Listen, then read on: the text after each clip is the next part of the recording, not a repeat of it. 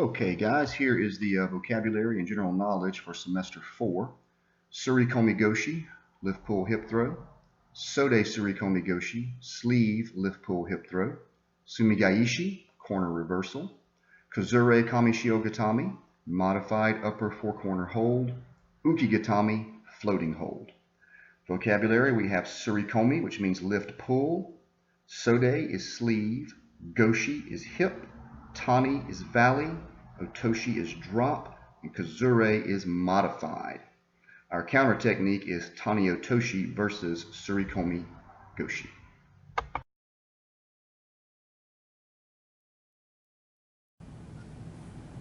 Hey everybody, Sensei James Wall here. I've got Mr. Eli helping me out, and we're going to be covering the techniques in our junior judo curriculum for semester 4. So we're going to cover the throws, the pins, escapes, and also the miscellaneous mat work for this semester. Let's get right into it with the throwing techniques. So our first technique this semester is a throw called Surikomi Goshi. This is the lifting, pulling, hip throw, and we'll show it from both sides. So from our standard grip, what I like to do is let my right hand grab a little bit high and then pull some slack in his gi, because I want my right elbow to actually be able to fold up and go underneath his armpit on that same side. So what I'll do is step in with my right foot and pull him up kind of tall. And then as my left foot turns, I'll let my right elbow fold into his armpit. I want my feet to be about shoulder width apart, not really wide, about here. And it's important to bend the knees, lift with the knees, and then take him right over. So let's see it from this side so you can see that elbow. One thing you really were stressing to the kids is to try to keep your wrist straight and strong. So you have to sort of modify your grip a little bit to have enough slack to push, to punch. You don't want your wrist to be bent backwards. And you shouldn't have to turn your hand over upside down. So when I grab him here, what I'll do is I'll pull that slack, and then I'll turn my hand and wrap it in like that, so that my fist is pointing up, and that keeps my wrist straight and strong. So I'll lift him up here, and as I step in with my other leg, this elbow is going to fold underneath his armpit here. Lift and throw, just like that. All right, so that was Surikomi Goshi, the lifting, pulling hip throw. Our next one is going to be a variation of that. It's called Sode Surikomi Goshi. Sode just means sleeve. So this is the sleeve lifting, pulling, hip throw. So for that one, I'll have my regular grip on his arm here, like always, but my right hand is going to grab underneath the other arm. And it's kind of like I'm grabbing it here to push upward, but I'll actually grab his sleeve like that. And again, I want to keep that wrist nice and straight. I like to imagine I'm trying to punch the ceiling or punch the sky with my hand. So I'll grab here, and now I will lift him up real tall. I'll turn into position again, and I want to keep that wrist straight, not let it get bent here. Straight. Knees bend, lift him up on my hips, rotate him right on over. So from this side, let's see that one. Again, standard grip, grip underneath, drive him up tall, step in, feet about shoulder width apart. It's okay if you need to take your hips and move them over a little bit far like I am here. So sometimes we find people stop too shallow. I'm not really able to lift him on my hip. He kind of falls off of it. So if you need to, it's okay when you bend your knees to stick your hip out just a bit and get a good lift so we can take him over just like that. Okay? So that was Sode Surikomi Goshi. I'm sorry. That was Sode Surikomi Goshi, sleeve, lifting, pulling, hip throw. All right, our third throw for the semester is going to be Sumigaishi, the corner reversal. And there are a couple of different versions of this, different ways to do it. The one that we're showing for the kids is kind of a variation that can also be known as Hikikomi Gaishi. So in our adult curriculum, we would actually teach this one as Hikikomi Gaishi, and we have a slightly different version we call Sumigaishi. They are effectively the same technique. This one is a little bit easier, I think, and a little quicker for the kids to pick it up. So we'll call it Sumigaishi, the corner reversal. So for this one, I'll have the grip here on his arm, and I want my right arm to actually go over his shoulder. I'm going to grab his belt. So what I'll do is I'll pull this arm until his shoulder goes in my armpit, and my right foot will be forward. So I'll pull here, and I'm real close to him here, got his arm trapped to my body, and so now I can grab his belt, just like that. My right foot is forward. I'll take my left foot and bring it now up real close, here. And then my right foot's going to lift up, and I'm going to place it above his knee, inside his thigh. And I'll show that from another direction in just a second. Once I've got that foot up, and I've got it real close, I'm going to try to sit underneath him, so I'm not falling backwards. I want to go down as close to him as I can. So I think about trying to make myself like a ball, and also trying to curl my opponent up like a ball, like this, as tight as I can. So my foot's here. I'll let my left foot hop in kind of deep, and I'll sit down, and then I'll kick him over just like that. Okay? So let's kind of see from this side that right foot placement again. So again, I'll pull, tight contacts here, his shoulder and my armpit, grab his belt, my left foot steps up, my right foot, toes are pointing here, it comes up here, right above his knee, right into his thigh. Okay? Then I sit it real close, kick him right on over, just like that. So that is Sumigaishi, corner reversal. And we have a counter technique here that's a throw. It's going to be Tani-Otoshi, the valley drop. And we can do Tani-Otoshi from just about any time our opponent comes in with a hip throw. It could be Ogoshi, could be Surikomi Goshi, could be Sode Surikomi Goshi, could be Kubinagi. Anytime our opponent turns their hips in front of us, we can probably throw the valley drop, Tani-Otoshi. And the way this throw works is I'm going to let my leg drop right behind his heels, and then I'm going to pull him onto his back. So I'll have Mr. Eli just stand sideways for a second, facing that direction, just so I can show this position. So I want my leg to go across, drop down as close as I can to his heels, right beside him. And I'm going to sort of go down on my rear end and then fall to my side, not falling backwards. So without any grip or anything, I'll just show this entry. My left foot goes across here, just like that. So my leg is very close to him, okay? Not like this, right here, touching his heels if possible. And then I wouldn't fall backwards. Instead, I would go this way, just like that. I want to land on my side and make sure that he lands on his back, okay? Now, it's also okay if this leg goes between his legs. So maybe his stance is just slightly wide, kind of let your feet go out a little bit. So it's okay if I want this foot to shoot through just like that. And I get this heel and I take him back. That's okay too. So right, still gonna be Tani-Otoshi for us, okay? So if he faces me now, okay, and let's say he goes for like a Kubinagi or a Surigoshi. Let's go for Kubinagi. He goes around my neck here. So as soon as his back is to me, I can let my leg drop out and then I can grab him here, here, here, here. Any way I can grab him with this hand, I will. I'll grab him and then I'll drop that leg behind him and I'm going to steer him to his back. I'm going to turn us just a little bit here so we see that real well. We stay in frame. So I grip him here, my leg goes out, and I steer him to his back. And of course, if it was a real match, I would then turn and go right into my pin. Okay? So Tani-Otoshi, valley drop. So that's our 3 throws and our counter technique. We have 2 pinning techniques this semester. We're going to go right into those. First one is a variation of a previous pin. Last semester we did Kami Shiho Gatami, the upper 4-corner hold. This semester we have Kazure Kami Shiho Gatami. So remember that Kazure in front of the technique name just means modified. It's just a little bit different. So I'll have Mr. Eli lay on his back with his head toward me. So when we did Kami Shiho Gatami, I was directly above my opponent's head. My knees were wide, and I put my arms under his shoulders, grabbed his belt or his pants or his gi on each side, and I pulled him in real close. This is the regular version, okay?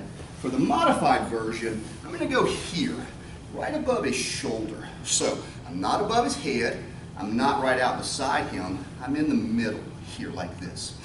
My right hand, or in this case, the one that's closest to his hips, in this case my right hand, is going to encircle this arm. I want his arm under my armpit, just like when we do Keisa Gatami, the scarf hold, okay? Just in a different direction is the only thing. So I'll encircle it here. My hand's going to go through, and I'm actually grabbing his uniform. I'm grabbing him right here, kind of on the top shoulder, getting a tight grip, and I'll clamp down. So I go here, I grab it right there, clamp it down real tight. The other arm just goes under his armpit, grabs his belt on the other side. Knees out wide, and I hunker down real good. So for testing purposes, we do want the kids to have this nice angle. We would rather them, when they initially get the pin, not be here on the side, kind of like a modified chest hold. And we wouldn't want them to be all the way up here, right above the head, more like a regular kami shiho. We want to have them here on this angle. Now, if they're doing a match or doing randori, they're going to start there, and of course, they'll have to move around as necessary to maintain the pin. But for testing purposes, we want to be on that nice angle right there. So escaping from this, for this semester, we're doing two things. Number one, either he's going to throw both feet in one direction and then bridge the other way. And when he bridges, using his legs and also his upper body to push. Or he'll put his feet together. He'll swing them back and forth, back and forth. Then when he feels me ready to topple, he'll push really hard in one direction or the other, again, using his upper body as well as the momentum from his feet swinging back and forth. Regardless of which of those he does, his first step is taking his hands and arms, grabbing me, and pulling me tight onto him so there's no space. So we'll see the bridge and roll first, then we'll come back and we'll have him do that leg swing. Okay, so I'm encircling his arm, his belt, got him tight. He's going to grab me and pull me close and tight, throw both legs in one direction, and when he bridges, remember, he uses his legs and also his arms. His upper body is going to push and turn. Push, push, push, just like that. Okay, now the next one, our leg swing. Back in my Kuzure Kami Shiho, he grabs me, pulls me tight, legs together, he swings them back and forth. When he feels I'm ready to topple, he'll push real hard with his upper body and throw those legs as hard as he can and take me over.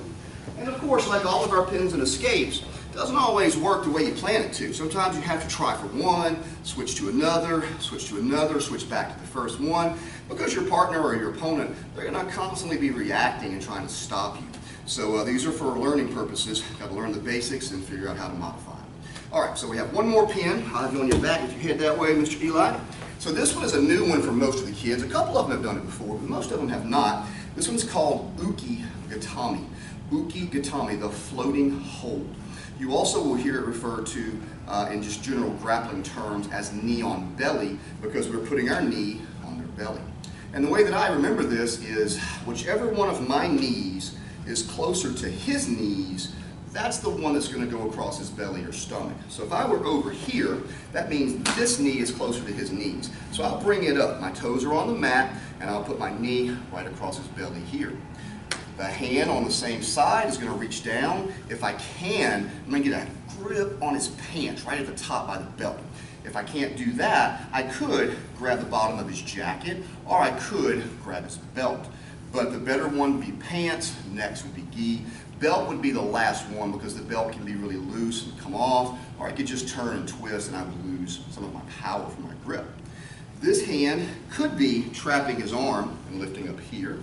More commonly, we see this thumb go inside the gi, really high on the collar by its shoulder blade so I can lift up.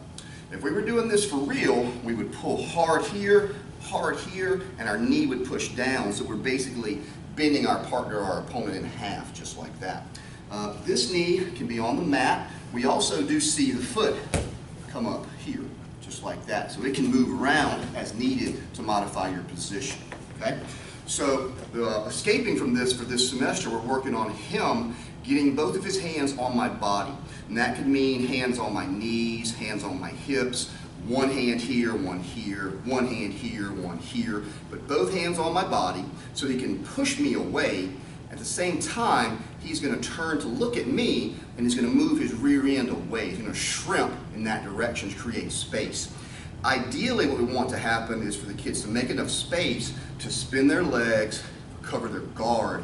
That way they're not being pinned and they can start to work on sweeps and turnovers and things like that. So if I'm here, I'm locking him down. He'll get his hands on me. He'll push away as he shrimps out, just like that. Now the opponent's not just going to stay here. They're going to want to keep coming in. So sometimes you have to keep pushing and keep shrimping as they're coming in and make enough space so you can spin your legs in, boom, and pull them back into your guard.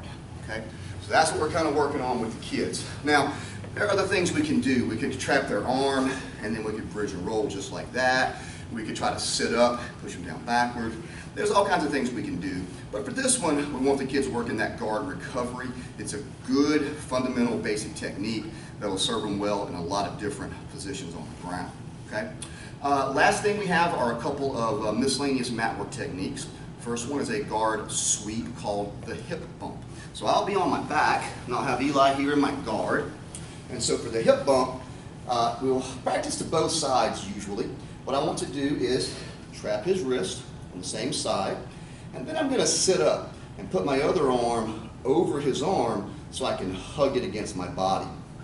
Now depending on how you're made and how you're built and what your torso and legs and hips are like, sometimes it helps if you move away just a little bit and make some space. If you're really, really, really deep, you might have a hard time coming up far enough. So sometimes you have to kind of shrimp out just a little bit, and that makes a lot of room and space for you to be able to sit up a lot easier. We wouldn't want to get too far away, but making a little space is all right. Got his wrist trapped. This arm goes over the top, and the way that I like to do it is I like to grab their forearm and then use both of my hands and I sort of pull it in tight. So I'm hugging it against my body so he can't take it back.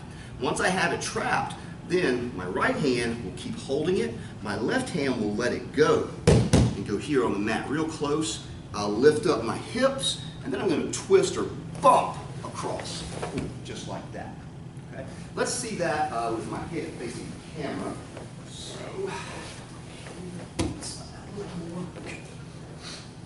So, I'll trap, up and over, hugging tight, lift, and then bump all the way over. And of course, we would do both sides. Okay? Last but not least, we are doing the bullfighter pass, also called the toreando, the bullfighter pass.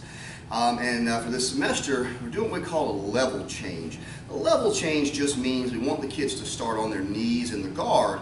We want them to stand up. So they're practicing a couple of different things. They're practicing having a good, strong base so they don't get swept. They're practicing standing up in a safe way so they don't get swept. And then they're practicing their actual bullfighter pass. I'll have Mr. Eli on his back with his head that way. I'll be in his guard. So we always want to remember our three basic rules here. Number one, I want to have this wide base, knees far apart, not close together. I want my shoulders nice and tall. I don't want to bend over. And I want my elbows to be inside. I want those short arms like a T-Rex. We call them T-Rex arms with the kids. And I'll take my hands, put them here, kind of on his hips, so I can push his hips down. Now, I'm going to have Eli close as tight as he can. If he might not be able to lock around me. I'm a little bigger, but I want him real tight, just like that, okay? So my hands go here. My right knee is going to slide over right to the middle of his tailbone, just like this. Then I'll start to push my way back. At the last minute, when I've pushed as far back as I can go, I will pop up. So I'll take one of my legs, pop it back, and I'll stand up here. And what we want is the kid standing up with 1 foot forward, 1 foot back. You'll hear us call it combat base or combat stance. What we don't want them to do in guard is ever stand up with their feet equidistant or shoulder width or close together, because he can just grab both of my heels and then he can sweep me over real easily, among other things. So we got 1 foot forward, 1 foot back, and I'm well balanced, not leaning over too far, not leaning way back. I had my hands on his hips, so as I popped up, I'll just let my hands slide up, and I want to grab his uniform here by his knees. And it's important we get a tight grip. We make the pant legs real tight on his leg. And now I can fold my elbows in a bit, push his knees forward. Now I'm going to pull his knees back out of the way, but before I do that, my right leg steps here. So we want to put our right leg right beside their hip, so there's no space for them to turn and easily recover their guard. Okay? So I got to here. Now I can throw his legs back, but not let him go. I'm going to push him out of my way. Now this would be a great opportunity to go to that uchigatame, that knee on belly or floating hold. My right knee could just drop right down. I'd be in my pin. So let's see that with your head facing the other way, Mr. Eli. Go all the way around for me. Start back all the way in the guard. Here we go. So, control the hips, knee here, foot back, pop up, tight grip by the knees, push forward, step right to his hip. And I'm pulling him against my leg, making no space for him to get away. My knee can slide right down. This arm can slide down and grip the pants. This one can grab his lapel. Boom. I'm in uchigatame, or floating hold. All right. So that is it. Those are the techniques for semester 4 in our junior judo curriculum. Looking forward to a great semester working on them with the kids. See you guys on the mats.